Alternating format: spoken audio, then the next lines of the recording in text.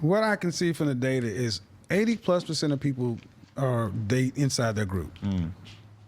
Me personally, I've dated everything. I say make yourself the best version of yourself and pick from the best you have available.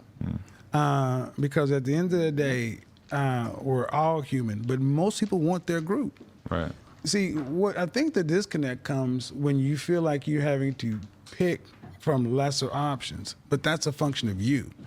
Like you said, if you make yourself the top choice or become the best version of you, and you can say, and know not what you want, but know what you need, that's a difference. Know what you need and then pick for that and outcomes, not for short term. That's relationship. I mean, think about you and your best friend. Y'all don't want to kill each other sometimes. Yeah, this guy want to kill each other all the time, yeah. But let somebody quit him. Oh, yeah. You know I'm coming. That's it. Blame me. Blame me back. That's it.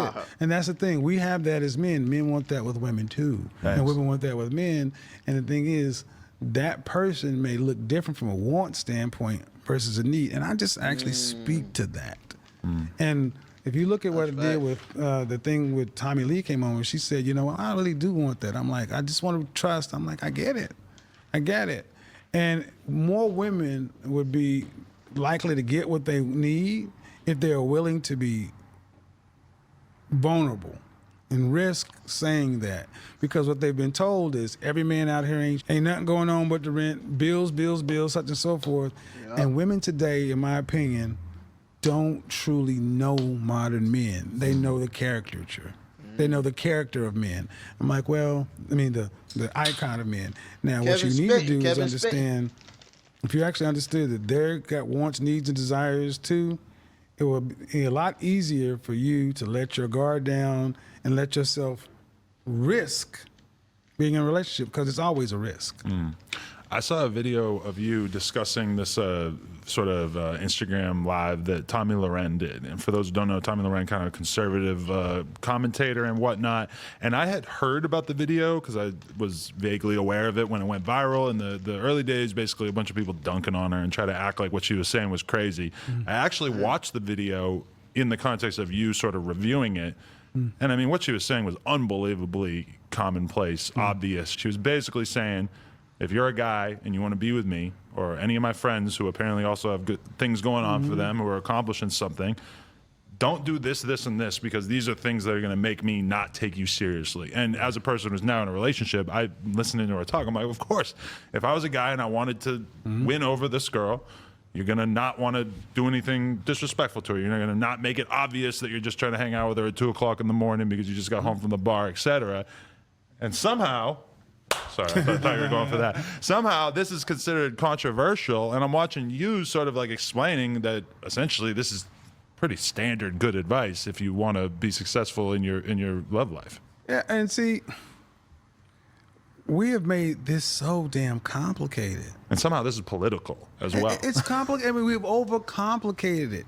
And see, one of the beauties of my show is I acknowledge men are visual and women want. I'm all about hypergamy. Yes, you want the high value man. You want a man who can protect, provide, and whatever that comes in. But that's what you want. That's nature. I accept that. And men are visual. We have over freaking complicated. So I go back to something I said a little while ago about my Facebook group. Do you know what's unique about that? I just picked I just asked some basic questions. How old are you? Your marital status? Do you want to be married? Do you have any kids? And then I just went and verified, where you work. I don't care where you work, but that's it.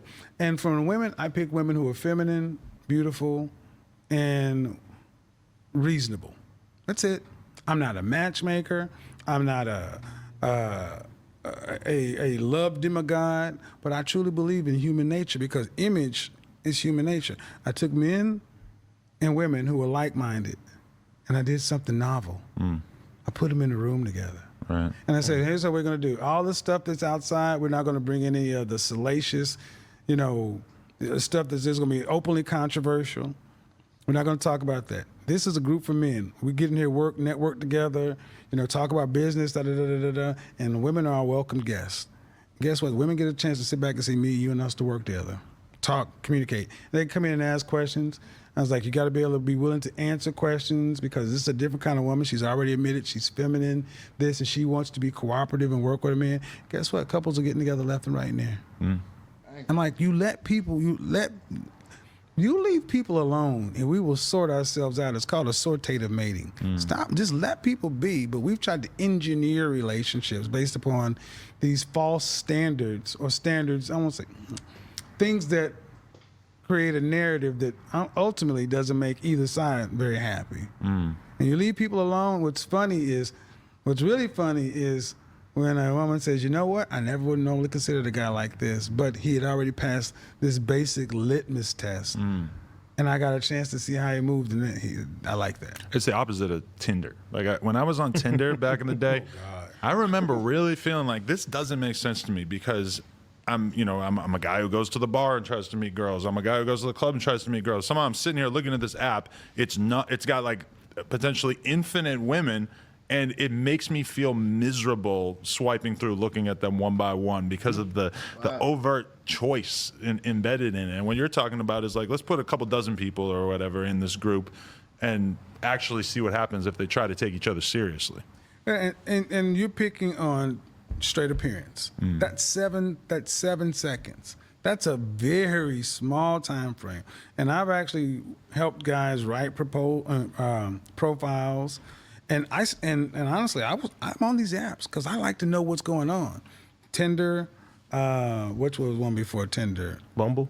Bumble's a big one. Or it used to be. But Bumble has changed. They've taken away the weight and thing. They want body positivity as this week. God. But I said, okay, you want that, but are you going to take the height and income thing away from men? Of course, that didn't work. But I look, Match.com, Plenty of Fish, and I'm like, I witnessed these things. I've dated on these things before. Hey, y'all be on them and it apps or reduces what? people down to swipe left, swipe right. But then what's the success out of this? The success comes from just asking some baseline questions. You know what a Sadie Hawkins dance is? Oh, yes. Yeah, that's When what the girls ask the guys. We that's miss what- that these days. And, Yeah. and basically, that's what I did with Match.com. That's what I did on Facebook. I said, these guys are provider males, and you are women who want men. Sadie Hawkins. And I look up, and somebody's like, oh, yeah, I'm inside the first week, I'm in Boston. She's Atlanta. I flew up there. I'm finding out they're in a relationship 30 days later.